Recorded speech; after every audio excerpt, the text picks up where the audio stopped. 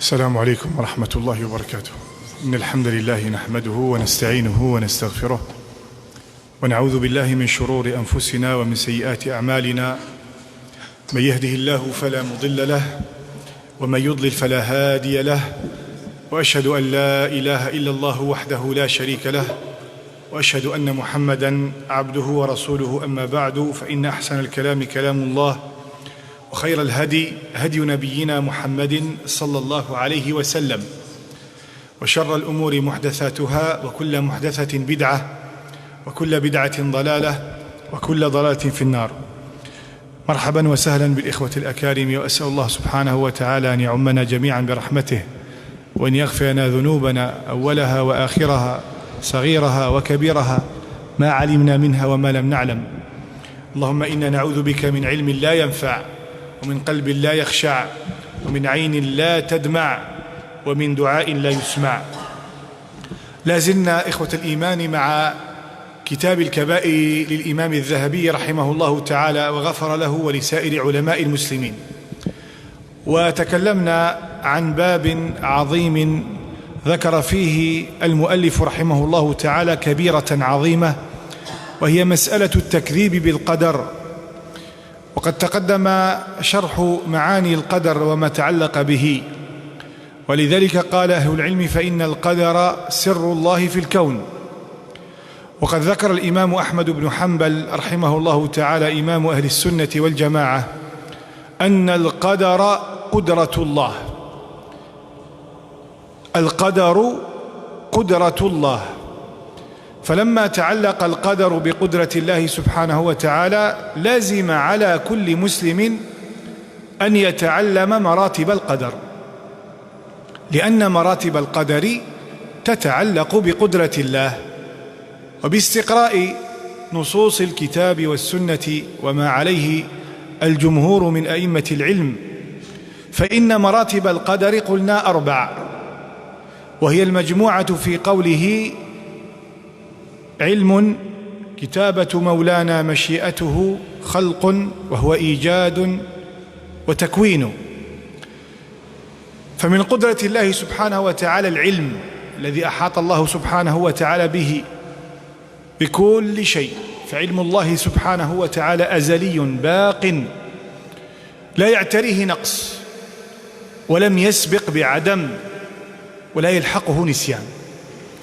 فالله سبحانه وتعالى العلام، وهي صيغة مبالغة في العلم، وهو عالم الغيب والشهادة. والغيب ما لا يرى، والشهادة ما يرى، وهو بكل شيء عليم، يعلم السر وأخفى. قد أحاط بكل شيء علما، فعلم الله سبحانه وتعالى في الممكنات والمستحيلات والموجودات والمغيبات. ولذلك قيل: يعلم ما كان وما لم يكن، وما هو كائن وما لم يكن لو كان كيف كان يكون. فالشيء الذي يستحيل وقوعه في عقل البشر يعلم الله سبحانه وتعالى كنهه وتفاصيله، لأن علمه سبق كل شيء. فهو سبحانه وتعالى قد أحاط بكل شيء علما. الإحاطة الشمول، وهي مستصحبة بكل، والكل التعميم. شيء نكر في سياق الإثبات فيعم. علما هذا مطلق، وهذا دليل على إطلاق علمه. ولذلك علم الله سبحانه وتعالى لا يستطيع أي أحد أن يتصوره، لأنه فرع عن الكلام في ذاته جل جلاله. فالكلام في أسمائه وصفاته فرع عن الكلام في ذاته. تحب تهدر على الأسماء وصفات ربي سبحانه وتعالى، تهدر على ربي.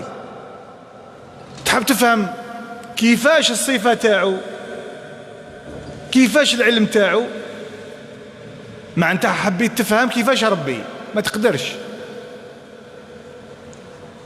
ولذلك الخضر عليه السلام نبي من أنبياء الله، لما التقى بموسى عليه السلام كريم الله،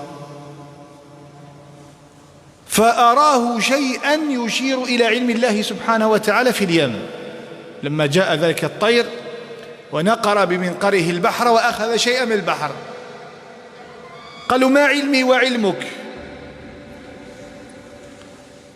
في مقابل علم الله سبحانه وتعالى إلا كيما هذا الطير دخل المنقار تاعو وخرج. شحال خرج الطير هذا؟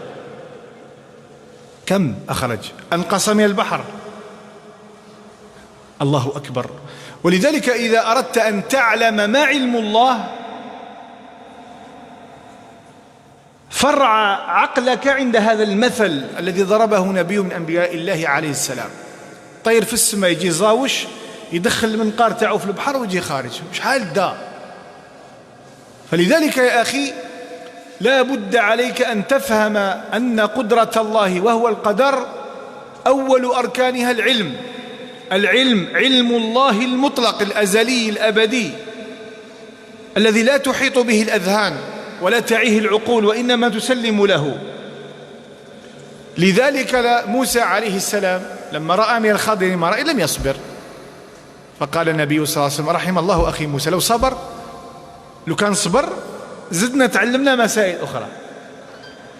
موسى عليه السلام لم يصبر لا لإنكاره لعلم الله وإنما لما رأى من الفعل، لما رأى من هذا الفعل الذي يخالف ظاهر الشريعة.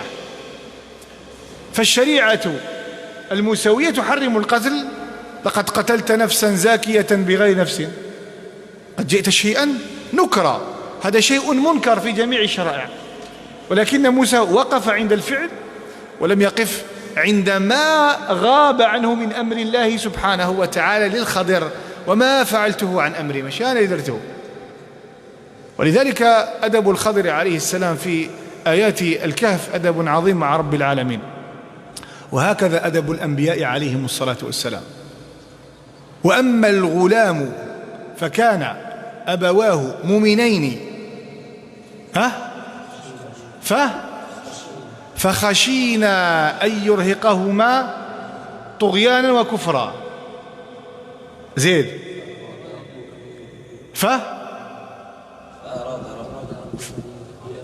فأراد ربك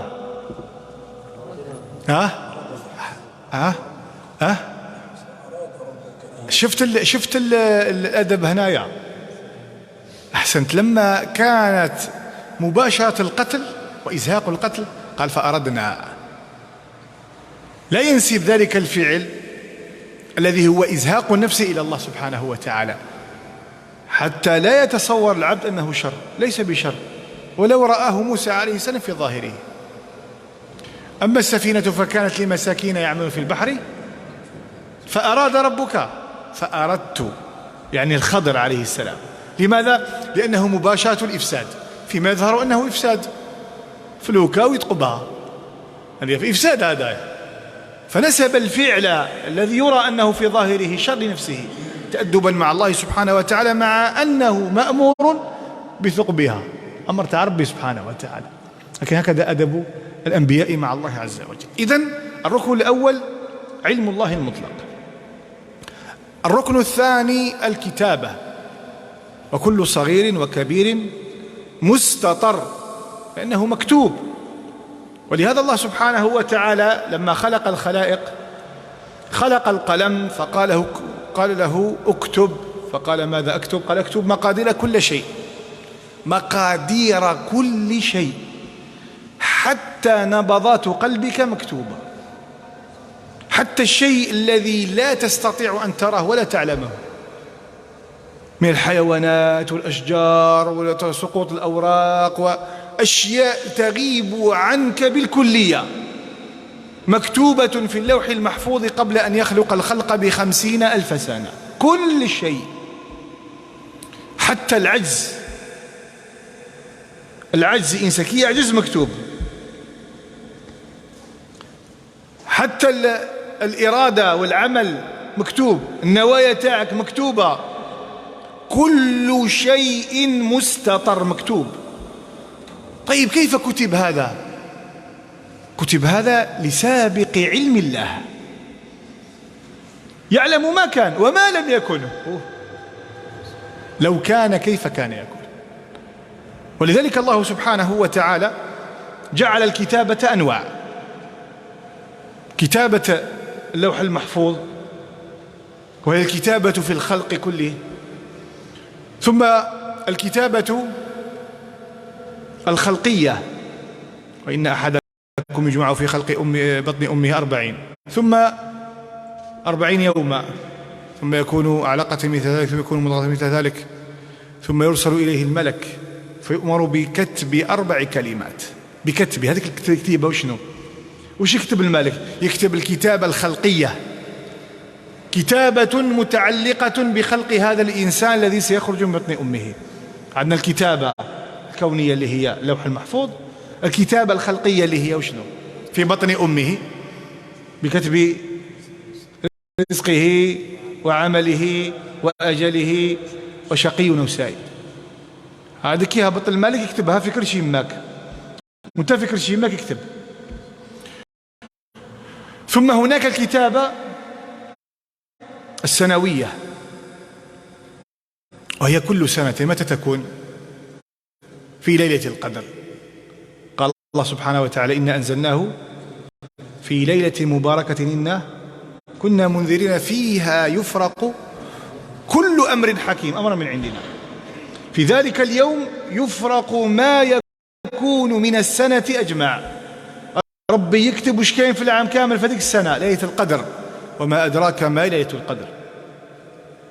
ولذلك سميت بالقدر، قيل لتقدير الأشياء، وقيل لعلو مكانتها عند الله سبحانه وتعالى. ثم الكتابة الكتابة اليومية، كل يوم هو في شان، فيقدر الله سبحانه وتعالى في كل يوم شيئا وهو مكتوب، وهذا المقدر عليك يدفع ويؤخذ ويستزاد فيه وينقص منه، كل شيء مكتوب. ولذلك إذا فهمت أن الله سبحانه وتعالى قد كتب مقادير كل شيء فاهنأ. الأمر الثالث من أركان القدر ومراتبه مشيئة الله سبحانه وتعالى.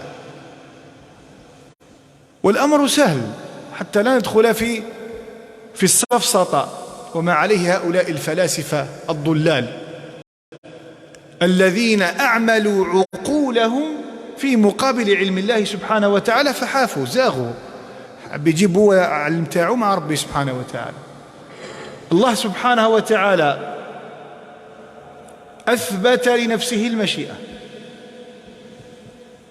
وأثبت لخلقه مشيئة، ومشيئة الخلق تحت مشيئة الله. وإثباته لمشيئة الخلق دليل على عدله، لأن الله سبحانه وتعالى أعطاك الخيار، وهديناه النجدين، وهديناه السبيل، إما شاكرا وإما كفورا، لمن شاء منكم أن يستقيم. وما تشاءون إلا أن يشاء الله رب العالمين. فأنت تشاء وهو يشاء، ولا يكون إلا ما يشاء.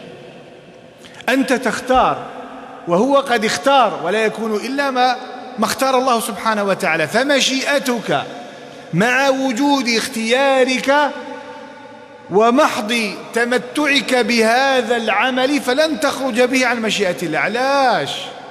لسابق علم الله جل جلاله. وهذا الأمر ولله المثل الأعلى لو ضرب في مسائل الدنيا لقيل أسهل ما يكون. يأتي إنسان إلى مكتبة تاعي موجود فيها مثلا كل كتب التفسير، فن التفسير. نقول لك خير كتاب، هل تخرج عن علم التفسير؟ أن تخرج عن علم التفسير. هل اخترت كتابا؟ تختار كتاب. هل اختيارك للكتاب جبرتك عليه باش تدي هذا ما تديش هذا؟ لا، ما جبرتكش عليه، لأنك أنت تشوف كتابات أوه هذا شباب، هذا مليح، هذا قريته، هذا كذا، تدي واحد اخترت. لكن اختيارك للكتاب في أي مشيئة، في أي فن،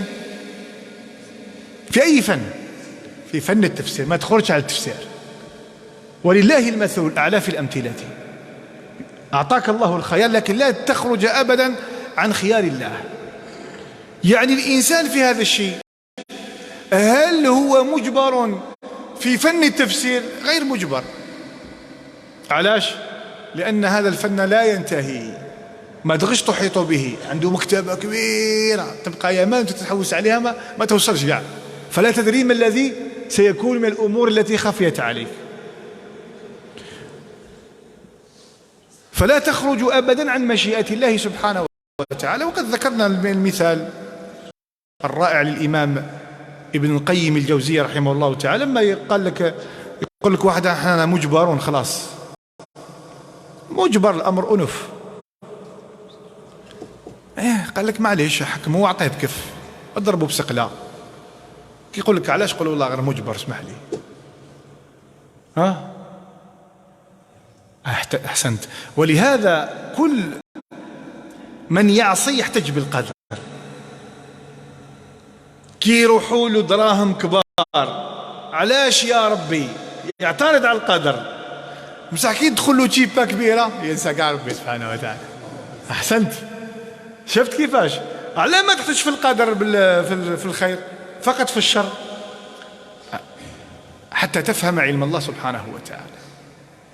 والأمر الآخر خلق الله سبحانه وتعالى. فلا شيء في هذا الكون ليس من خلق الله، كل شيء خلقه الله جل جلاله. كل شيء قد خلق الله سبحانه وتعالى. والخلق والإيجاد، الخلق هو الإيجاد من غير مثال سابق. وقيل هو الإيجاد من عدم حتى يفرق بينه وبين براءة، والذي برأ النسمات. فالق، الفالق يعني الذي ينشق. البديع من البدعة هو الأمر المحدث، بديع السماوات والأرض أحدثها. فهناك البديع والخالق والبارئ، هذه كلها ماذا؟ ضمن مسألة الخلق. علاش مسألة الخلق؟ لأنها أبرز صفات الربوبية. وشو أبرز صفات الربوبية؟ قلنا ثلاث. أحسنت. الخلق والملك والتدبير، هذه صفة الرب.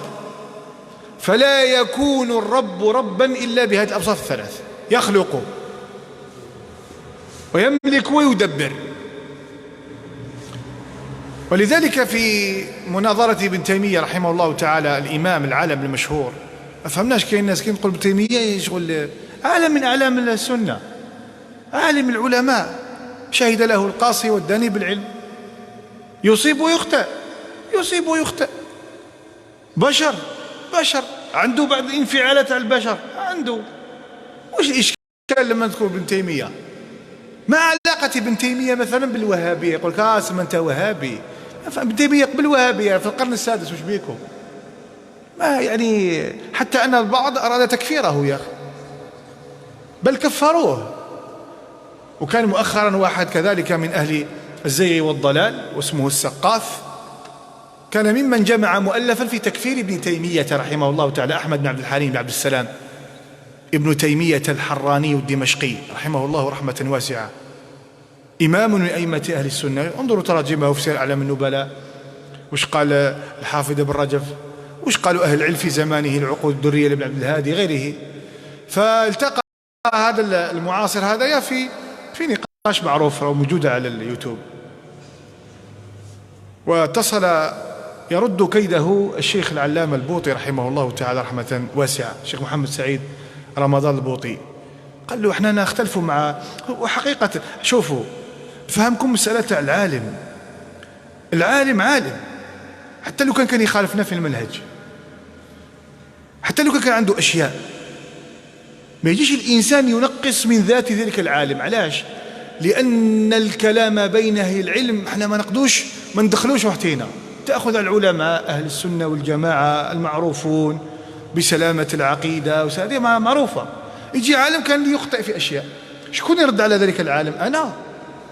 شكون يرد عليه؟ العلماء بينهم. علاش؟ لأنه كاين علم في الرد وكاين أدب في الرد، كاين أدب عظيم. فما يحدث بأهل العلم قد تخالف أنت عالم العلماء، تخالفه في أشياء، لأن علاش؟ نشأت على معتقد غير الذي هو عليه، ما تنقص من قدره أبدا، ما يجوزلكش تغتاب. كلام في ذاته شيء، كلام في العلم خليه أهل العلم رحمهم الله تعالى. وإحنا حضرنا هذه المشاكل الكبيرة هذه، كانت مثلا كانت نقاشات عظيمة بين أهل العلم، مثلا بالشيخ البوطي رحمه الله والشيخ الألباني في حضور والد البوطي رحمه الله تعالى الشيخ ملا علي البوطي. وشوف الأدب اللي كان بيناتهم، وشوف الردود، وشوف هذا في مسائل كبيرة، مسائل كبيرة ماشي مسائل صغيرة. لكن طالب العلم لازم يفهم. أنت قاعد في الجامع ما تقرأ، ما تحفظ قرآن، ما تدير والو، هذاك فلان ماشي مليح، هذا وحياتهم كاع، حياته كاع باللي يبدا النهار ويقرأ يقرأ يقرأ يقرأ يقرأ يقرأ يقرأ. فهمني؟ انت ما دير والو. انت لو كان دير حاجه زعما تحرك بها الامه، انت يا شغل راك مزيه في الارض، شفت فوق الارض هذه راك مزيه. اي سبحان الله العظيم، راك مزيه في الارض. نذكرون المعتزله والاشاعره والماتوريديه والفرق، احكم الفرق كاع الكتب اللي دار. وما تشوف انت يا الجاحظ وما ادراك ما الجاحظ، امام من ائمه اللغه، هو معتزلي جلد. عباك المعتزله ما كان لا اسماء لا صفات لا. فهمني؟ اقرا وقرا وقرا، ممكن تهضر مع اهل العلم حتى لو كان هذاك اهل العلم قد وقع في اشياء، خلي العلماء هم يتكلموا تسكت. انت ما تقراش، انت والله ما تقرا. اهل العلم هذو 17 ساعه يقرا، 17 ساعه وهو يقرا يدرس، يقرا يجبد، يقرا من الاول للاخر ويقرا. هذه خليك جانب العبادة وجانب الدعوة إلى الله والدروس والمحاضرات، وانت نتكي على سارية وتكلم فيها أهل العلم. حتى لو وقع، نسأل سبحانه وتعالى أن يعفو عن علماء المسلمين جميعا. والحق حق، هو الحق، هذا حق يا أخي، الله يعفو عن علماء المسلمين. أما أن الإنسان يستنقص من قدرهم وينزل من مرتبتهم، وإذا رأى شيئا يتكلم، خاصة الإنسان الفارغ هو اللي يتكلم بالكلام هذا. الإنسان ثقيل في العلم وقرأ ويشهد على العلم والله ما يتكلم بهذا الكلام. حتى في ردوده عندنا إنصاف، لأن هكذا أهل السنة والجماعة. يقول ابن تيمية رحمه الله تعالى: أرحم الناس بالخلق وأعلم الناس بالحق. رحيم كما النبي صلى الله عليه وسلم على اليهود. هذا أخوك اللي أخطأ في هذه المسائل، مسائل أصول الدين، أخطأ عن اجتهاد، عن تقليد، عن بحث، عن كذا. شكون هو أكثر ولا اليهودي؟ اليهود هو أكثر. والنبي صلى الله عليه وسلم اليهود كيفاش عاملهم؟ قالوا السام عليك، قالوا وعليكم فقط، ما كان لا زيادة سب ولا زيادة كلام ولا زيادة. علاش؟ لأن صاحب الحق ما يديش هذاك الشيء. وهكذا دائما أهل الحق، الحق دائما كانوا في المناظرات في المطارحات يردوا الباطل، لأنه يرونه باطل، بصح ما فيش الكلام هذاك الساقط واللاقط والكلام في شخصنة الإنسان ما فيش هكذا. احنا لقينا ردود أهل العلم مش كاع هكذاك. فاتصل به الشيخ البوطي رحمه الله تعالى في المجلس، قال له احنا نخالفوا ابن تيمية في أشياء، يخالفوا ابن تيمية في أشياء. قال لك بصح باش نلحق ولا تكفيره؟ لا قال لك علم من أعلام الأمة، علم من أعلام الأمة، علم من أعلام الأمة. وهذا حتى عن بعض مشايخنا كشيخ بالكبير رحمه الله تعالى. اي نعم، الشيخ بالكبير محمد الكبير رحمه الله تعالى العلامة في أضرار، ذكر له ابن تيمية رحمه الله تعالى فأثنى عليه. كان في المجلس رجلان يتكلمان فيه، سبوه كذا، فأمرهم بالسكوت. شوف أهل العلم كيفاش اسكت، شوف أهل العلم كيفاش يقدروا أهل العلماء. قال اسكت، قال ابن تيمية مجتهد. ودي قد ذكرها الأستاذ أحمد بن حسن في ترجمته لابن تيمية للشيخ بالكبير رحمه الله رحمة واسعة. هذا الذي يولد الغل. خاطر نشوفوا احنا على بعض المواقع، يعني أحيانا تلقاه فاضل من الفضلاء، كبير من عالم، ويتكلم واحد الكلام تاع مفهوم، يدخل في مسائل يعني تسقط من قيمته. فلا بد على الإنسان أن يترفع من الأشياء. أخطأ العالم، شكون يبين خطأ العالم؟ منايا يبينه أهل العلم الكبار. كيفاش يبينوه؟ يبينوه بطريق الحق، فيأتون له بالحق للحق سبحانه وتعالى، ماشي لنزاعة الأنفس. فلما اتصل به وتعمل الشكل أيدو شيخ البوطي كان أيدو حيات له يقول عندك الحق، ابن تيمية ده كافر، بهدلوا التماك. فخنس هذا السقاف هذا، تكلم انت على شيخ. فالمقصود أن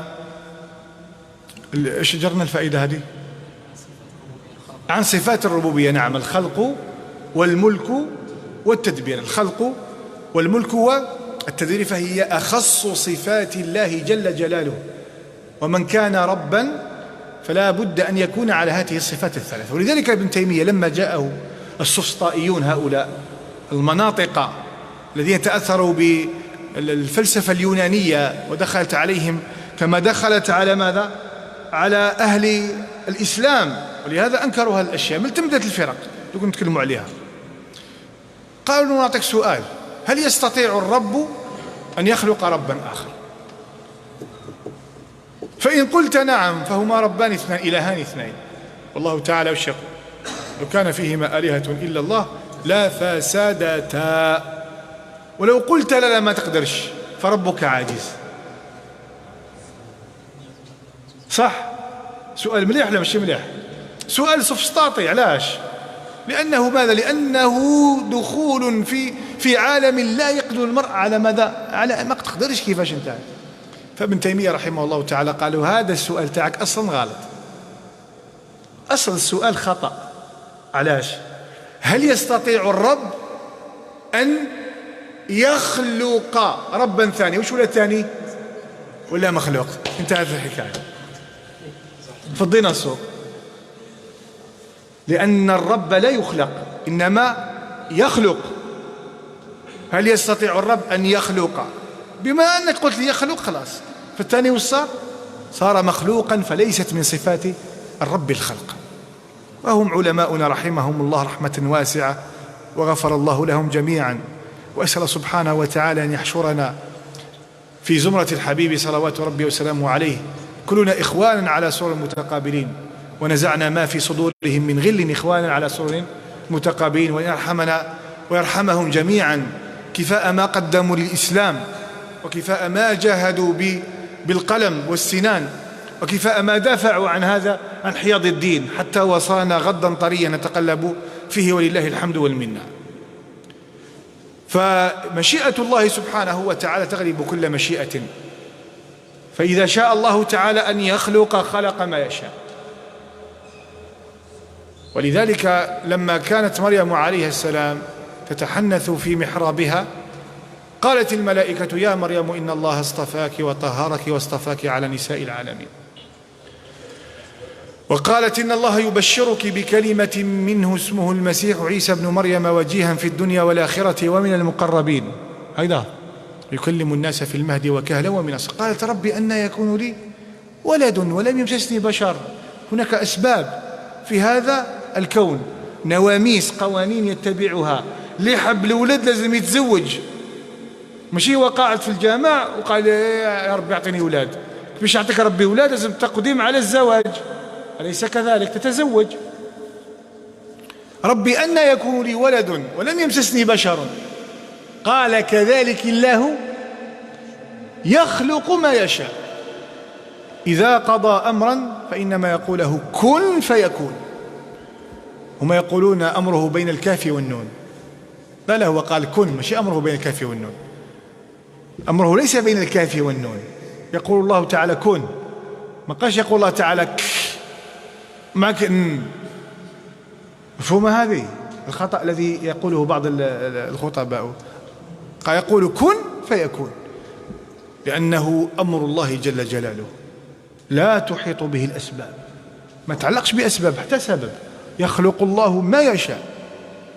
ولذلك الله سبحانه وتعالى أعظم ما يخلقه، ونسأل الله سبحانه وتعالى أن يجعله فينا، هي الهداية في قلب المسلم. يخلق الهداية والتوفيق.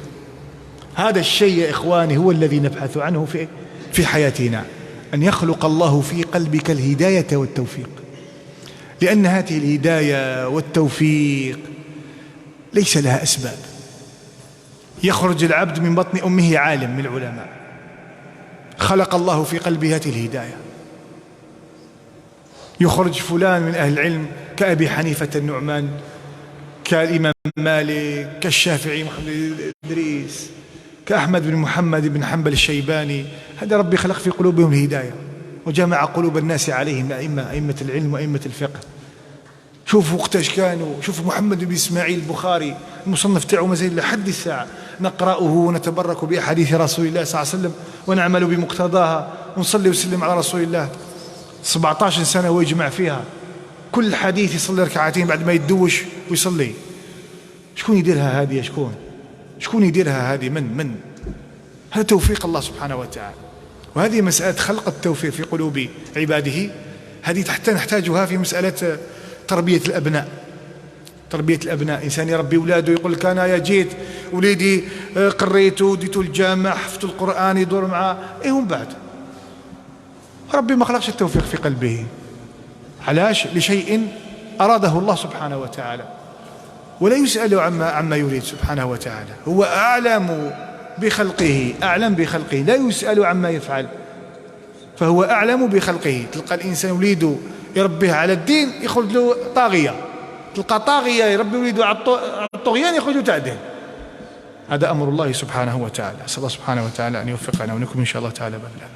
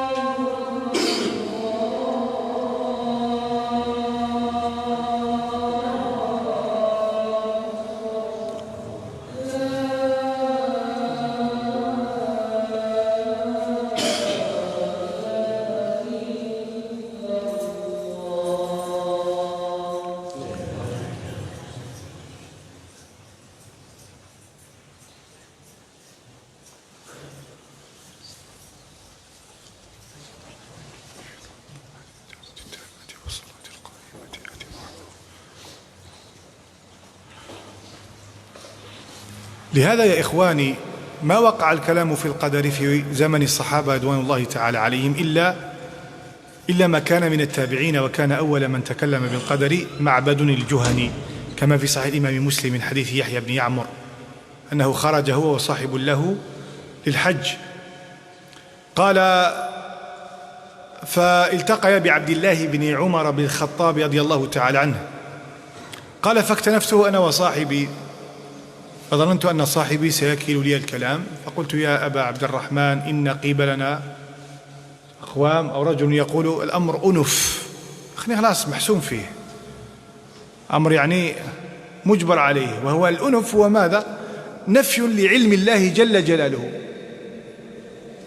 فقال عبد الله بن عمر: قال: إذا لقيته فقل له إن عبد الله بن عمر بريء منك وأنك بريء منه، يعني هو يتبرأ منه، حتى أنهم قيل إنه قد أكفرهم، لأن المسلم لا يتبرأ من المسلم، وذلك لأن البصرة لم تكن موطن الوحي، فكانت موطن إسلام بعض الأجناس من الناس ودخولهم فيها.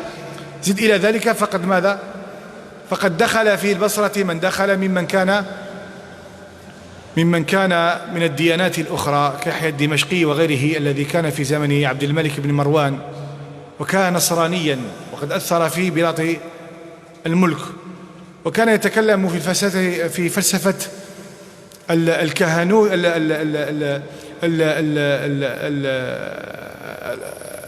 العقائد النصرانية كالنبوة والرسالة والفناء وغير ذلك، إلى جانب ماذا؟ إلى جانب تأثر معبد الجهني بغيره من المجوس. قيل إنه أخذه عن سوسن، وقيل كان سوسنا هذا إما نصرانيا وإما كان مجوسيا، وقيل يسمى سيسوية. فأخذ عنه هذه النظرية الفلسفية الخاطئة انطلاقا من عقيدة المجوس في أن خالق الكون اثنان: خالق النور وخالق الظلام، خالق النور وخالق الظلام. ثم بعد ذلك انتشر هذا الأمر وصار في البصرة، ووقع من أهل البدع والضلال من تكلموا في هذه الأشياء كعمرو بن عبيد، واصل بن عطاء، هؤلاء الذين اعتزلوا حلقة الحسن البصري رضي الله تعالى عنه، وهو من سادات التابعين، وسموا بعد ذلك بالمعتزلة، وهم القدرية الثانية. وأما قبلهم فهو معبد الجهني وغيره، وغيلان الدمشقي الذي أخذ عنه، ويسمون بالقدرية الأولى، الذين أحدثوا هذه الأشياء انطلاقا من تأثرهم بهذه الفلسفات وهذه العقائد التي أحاطت بذلك الزمان. ثم بعد ذلك تطور الأمر إلى في الدولة العباسية بعد دخول الفلسفة اليونانية عليهم وتأثرهم بكتب الفلاسفة. ولذلك الإنسان لا ينظر في هذه المسائل إلى كتب غيره. ما راحش يدي الحق من أناس ما يعرفوش أركان القدر الأربع، مستحيل. ما تعرفش أنت باللي ربي سبحانه وتعالى بكل شيء عليم، خلاص أحتلف لك في مسائل القدر. علاش أركان القدر أربع؟ حتى تهنأ وحتى تطمئن وحتى تعمل، لأن كلا ميسر لما خلق له. أعمل أخي الكريم، فلا تحتج بالقدر أبدا عند معصيتك لله سبحانه وتعالى، كما تحتج به، كما تنساه عند فرحك ودخول رزق عليك وغير ذلك. فتذكر القدر أيضا عند ماذا؟ عند المعصية وعند الطاعة. ثم بعد ذلك انتشر هذا الأمر، فصار في فرق وأحوال كثيرة. نسأل الله سبحانه وتعالى أن يسلمنا من هؤلاء. ومن أفضل الكتب في هذا الباب، وينبغي لطالب العلم أن يقرأه بتأن، كتاب شفاء العليل في مسائل القضاء والتعليل في مسائل القدر والقضاء والتعليل لابن القيم الجوزية رحمه الله تعالى، وكتاب القضاء والقدر من المعاصرين للشيخ عبد الرحمن المحمود، وهو أستاذ معروف في جامعة من جامعات الدول الإسلامية. وهذا الكتاب من في المعاصرين وشفاء العليل للإمام ابن قيم رحمه الله تعالى، وقد فصل تفصيلا رائعا في هذه المسائل مما قد أسكت غيره ممن أراد أن يخوض في هذا الركن السادس من أركان الإيمان. نقرأ إن شاء الله تعالى ما ذكره الإمام الذهبي رحمه الله تعالى. قال: الكبيرة 37 المكذب بالقدر. قال الله تعالى: إنا كل شيء خلقناه بقدر. وقال تعالى: والله خلقكم وما تعملون. وقال تعالى: من يضل الله فلا هادي له. وقال تعالى: وأضله الله على علم. وقال تعالى: وما تشاءون إلا أن يشاء الله. وقال تعالى: فألهمها، أي هذه النفس، فجورها وتقواها. والنصوص في ذلك كثيرة. قال: وعن بقية عن أبي العلاء الدمشقي عن محمد بن جحادة عن يزيد بن حسين عن معاذ بن جبل رضي الله تعالى عنه قال: قال رسول الله صلى الله عليه وسلم: ما بعث الله نبيا قط إلا وفي أمته قدرية ومرجئة. إن الله لعن القدرية والمرجئة عالسان 70 نبيا. وهو حديث لا يثبت. قال: وعن بقية عن أرطاء بن المنذر عن أبي بسر قال: عن أبي مسعود عن أبي هريرة رضي الله تعالى عنه مرفوعا: 3 لا يكلمهم الله ولا ينظر إليهم يوم القيامة ولا يزكيهم: المكذب بالقدر، والمدمن في الخمر، والمتبرئ من ولده. وفي هذا الحديث بيان لعذاب بعض أصناف الناس، وهم 3: المكذب بالقدر الذي يكذب بما قضاه الله تعالى وقدره، ولذلك يحذر المسلم لأن التكذيب قد يكون بالقال والحال. فإن أصاب الإنسان قدر الله سبحانه وتعالى، لأن الذي يتأثر به الإنسان وشنو هو؟ هي القدر الذي لا دخل يده فيه، هي النوع الثالث من أنواع القدر، أليس كذلك؟ هي أقدار الله المؤلمة الموجعة لتوجعوا، أقدار الله المؤلمة الموجعة. ثم الإنسان اللي يعمل عارضه العقلي في القدر على شنايا. تكون أنت قاعد مثلا سيارتك مقاريها، تجي سيارة من بين 70,000 سيارة تدخل في سيارتك مباشرة في سيارتك. كاين سبب، أعطينيك السبة. هذه السيارة قدامها، وهذه السيارة قدامها، وهذه السيارة قدامها. ولذلك دائما في هذا المثال أروي ما عندي صديق لي وأخ لي في الله وهو ولد حومتي، شرى سيارة جديدة في عامها وحطها في حومته على عمارة، سيارات ملأ سيارات. قال أنا قاعد ناكل في زمن الصيف وحال الطاقة يسكن 8 إيطاج الطابق الثامن. قال من بعد قلت يا ربي إن شاء الله ماشي سيارتي يا ربي. كيطل وش القاه؟ قل لي وش القاه؟ سيارات ملأة، قضاء الله وقدره. هذا هو هنا لازم تسلم. هنا تقول وشنو هو؟ قدر الله وما شاء فعل. كيفاش قدر الله ما شاء فعل؟ في المعصية، في الطاعة، في الشيء الذي لا دخلك فيه. أحسنت. قال لي لقيت تضحك على بالي كسرونة معمرة بوري سخونة فوق الطوى تاعي، كسرونة فيها أكلة فوق عوجت له الطوى تاعو، رماها واحد الباطيمة دار مع مرته، رماها تحت فوق سيارته. هل هذا فيه يد؟ تعترض على قضاء الله؟ علاش هذه ماشي هذه؟ ما تقدرش خويا العزيز، هذا علم الله. واش تقول أنا كي تخرج قدر الله ما شاء فعل؟ هنا يجي مسألة التسليم لله جل جلاله في قضائه، يجي مسألة الرضا. لابد أن تسلم وأن ترضى. عباد الله المكرمون واش يديروا؟ ماشي يسلمون ويرضون، يشكرون الله تعالى على ذلك الأمر، يشكرون، لأنه يعلمون أن الله سبحانه وتعالى ما ابتلاهم إلا ليكرمهم. وهكذا كان أيوب عليه السلام يشكر ربه على ما ابتلي به من البلاء والمرض. هكذا الأنبياء عليهم الصلاة والسلام، ماشي يرضى ويسلم خلاص، المرحلة جازوها، مرحلة الإحسان خلاص.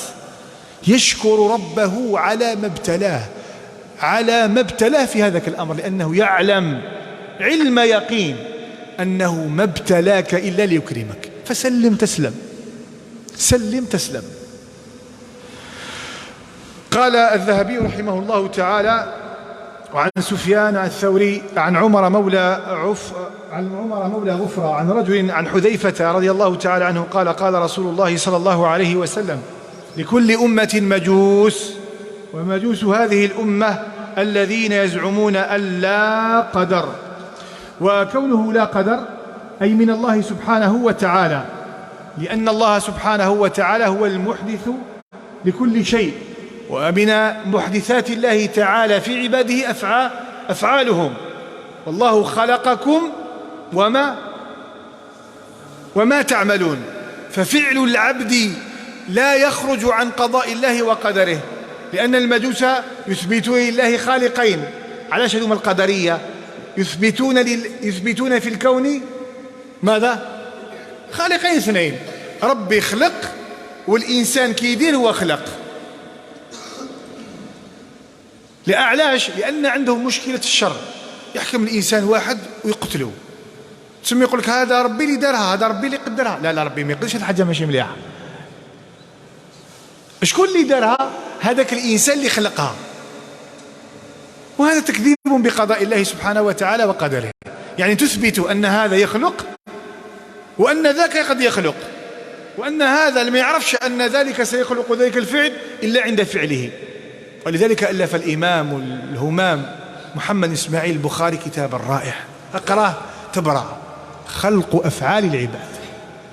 خلق أفعال العباد، تقراه تبرع، تشوف النصوص من آيات الله وسنة رسول الله صلى الله عليه وسلم تهنأ. ويا إخواني، هذه المسائل إذا طرأت على القلب فلا يغسلها إلا معين الكتاب والسنة.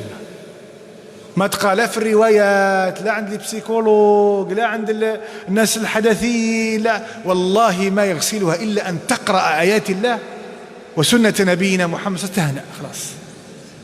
اللهم صل وسلم على نبينا محمد. قال: وعن الحسن عن عائشة رضي الله تعالى عنها عن النبي صلى الله عليه وسلم: القدرية مجوس هذه الأمة. القدرية مجوس هذه الأمة لأنهم يثبتون أن الخير من الله وأن الشر من أفعال العباد، كما أن المجوس يثبتون أن ماذا؟ أن في الكون إلهين اثنين. وهذه الأحاديث لا تثبت لضعف رواتها، هكذا يقول الإمام الذهبي وهو ناقد في الحديث، ولكن كثير من أهل العلم قد أثبت مجملها بما يشد بعضه بعضا، وفي ذلك آثار كثيرة عن العلماء. قال: وعن المعافى بن عمران وغير واحد عن نزار بن حيان عن عكرمة مولى ابن عباس عن ابن عباس رضي الله تعالى عنه مرفوعا: صنفان من أمتي ليس لهم في الإسلام نصيب، القدرية والمرجئة، أي الذين ماذا؟ يتكلمون في القدر، والذين يرجئون العمل عن مسمى القدر، يقول هذا العمل موش من الله سبحانه وتعالى، وإنما ومن فعل الإنسان. قال: ونزار تكلم فيه ابن حبان وقد تابعه غيره من الضعفاء. قال محمد بن بشر العبدي حدثنا سلام بن أبي عمرة عن عكرمة عن ابن عباس رضي الله تعالى عنهما مرفوعا نحوه. قال أبو عاصم النبيل ومحمد بن مصعب القرقساني عن عنبسة عن الزهري عن سعيد بن المسيب عن أبي هريرة رضي الله تعالى عنه قال: قال رسول الله صلى الله عليه وعلى آله وسلم: أخر كلام في القدر لشرار هذه الأمة، أي أن شرار الأمة هم الذين يتكلمون في هذه المسائل التي ليس لهم فيها علم. قال: وفي الصحيحين من حديث جبريل عليه السلام قال: يا رسول الله ما الإيمان؟ قال: أن تؤمن بالله وملائكته وكتبه ورسله والبعث بعد الموت والقدر خيره وشره. وفي رواية أعاد الفعل قال: وتؤمن بالقدر خيره وشره، إشارة إلى هذا المقام فلا بد فيه من التنبه. وقال عبد الرحمن بن أبي الموالي حدثنا عبيد الله بن موهب عن أبي بكر بن محمد بن عمرو بن حزم عن عمرة عن عائشة رضي الله تعالى عنها قالت: قال رسول الله صلى الله عليه وسلم: 6 لعنتهم ولعنهم الله وكل نبي مجاب: المكذب بقدر الله، والزائد في كتاب الله، والمتسلط بالجبروت قال: والمستحل لحرم الله، والمستحل من عترة ما حرم الله، والتارك لسنتي. قال الذهبي: إسناده صحيح. وفيه أنه ماذا؟ أن المكذب بالقدر قد لعنه الله تعالى ولعنه رسوله. وقال سليمان بن عتبة الدمشقي قال حدثنا يونس بن ميسرة عن أبي إدريس عن أبي الدرداء رضي الله تعالى عنه عن النبي صلى الله عليه وسلم قال: لا يدخل الجنة عاق ولا مكذب بقدر ولا مدمن خمر. قال الذهبي: سليمان ضعيف، رواه عنه جماعة. وقال عبد العزيز بن أبي حازم عن أبيه عن ابن عمر رضي الله تعالى عنه عن النبي صلى الله عليه وسلم: القدرية مجوس هذه الأمة، فإن مرضوا فلا تعودوهم وإن ماتوا فلا تشهدوهم. رواته الثقات لكنه منقطع. قال الذهبي: وقال ابن عمر رضي الله تعالى عنهما: سمعت النبي صلى الله عليه وسلم يقول: سيكون في أمتي قوم يكذبون بالقدر. وهذا على شرط الإمام مسلم. قال الذهبي: وصح الترمذي من حديث أبي صخر عن نافع أن ابن عمر رضي الله تعالى عنهما جاءه رجل فقال: إن فلانا يقرأ عليك السلام، فلانا يقرأ عليك السلام. فقال: إنه بلغني أنه قد أحدث، أي ابتدع كلاما لم يكن في دين الله تعالى، فإن كان قد أحدث فلا تقرئه مني السلام، إني سمعت رسول الله صلى الله عليه وعلى آله وسلم يقول: يكون في هذه الأمة خسف ومسخ أو قذف في أهل القدر. ويشهد لذلك حديث الإمام مسلم رحمه الله تعالى. وعن منصور عن الربعي بن خراش عن علي بن أبي طالب رضي الله تعالى عنه قال: قال رسول الله صلى الله عليه وسلم: لا يؤمن عبد حتى يؤمن بأربع: أشهد أن لا إله إلا الله وأني رسول الله، ويؤمن بالبعث، ويؤمن بالقدر. أخرجه الترمذي وسنده جيد. وبعضهم يقول عن الربعي عن رجل عن علي رضي الله تعالى عنه. وعن بقية قال: حدث الأوزاعي عن ابن جريج عبد الملك عن أبي الزبير عن جابر بن عبد الله رضي الله تعالى عنهما قال: قال رسول الله صلى الله عليه وسلم: إن مجوس هذه الأمة المكذبون بأقدار الله، المكذبون بأقدار الله، إن مرضوا فلا تعودوهم، وإن ماتوا فلا تصلوا عليهم، وإن لقيتموهم فلا تسلموا عليهم. رواه أبو بكر بن أبي عاصم في السنة. قال الإمام الذهبي: وفي الباب عدة أحاديث فيها مقال أوردها ابن أبي عاصم، والمقصود في ذلك التغليظ على هؤلاء الذين أنكروا ركنا من أركان الإيمان. ولذلك ذهب كثير من أهل العلم إلى تكفير هؤلاء، كما فعل ذلك عبد الله ابن عمر ابن الخطاب رضي الله تعالى عنهما في معبد الجهني وغيره. ثم ساق بذلك حديث عمر بن الخطاب حديث جبريل أنه جاءنا رجل شديد بياض الثياب وغير ذلك في إثبات الركن السادس من أركان الإيمان. أسأل الله سبحانه وتعالى أن يوفقنا جميعا لما يحب ويرضى، ونجعل أعمالنا في رضاه. اللهم إنا نعوذ بك من التكذيب بالقدر، اللهم إنا نعوذ بك من كل كبيرة وصغيرة. اللهم اغفر لنا ذنوبنا أولها وآخرها، ما علمنا منها وما لم نعلم.